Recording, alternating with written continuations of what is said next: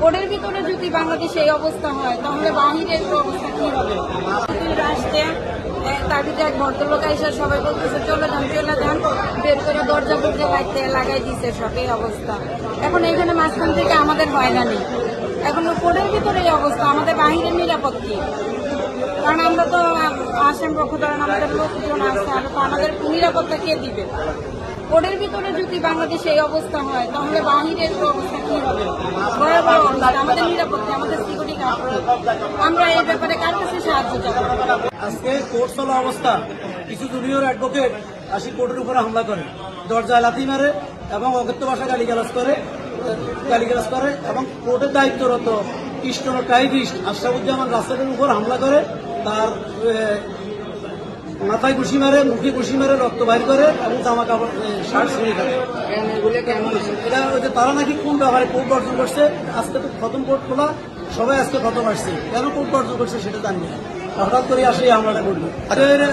দুই তিনজন junior advocate আছে, ওদের নাম আছে, একজন হইল মিরাজ, অ্যাডভোকেট মিরাজ, আর একজন হইল আশিক ইলাহি, আরো দুই তিনজন, মানে একটা নামটা বুঝে গেছি ছিল আর কি, কয়েকজনের মিলে হামলা করছে।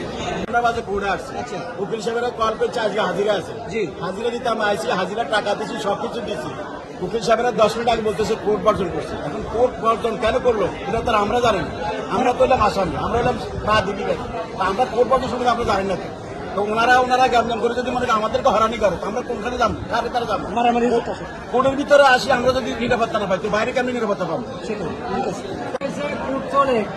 কোর্ট চলে, সব কেউ ডাক্তার আছে, ওর বাদী এবং বিবাদী পড়ে ওড়ে, উকিল সাহেবেরা পড়ে কোনো শুনানি করে না।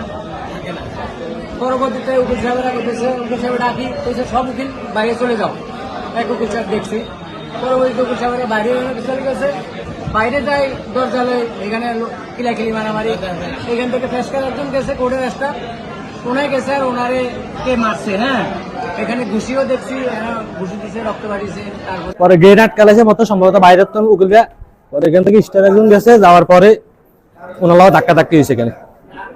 এই উকিলদের সাথে উকিলদের সাথে আর স্টাফ একজন লাগে, এখানে স্টাফ একজন।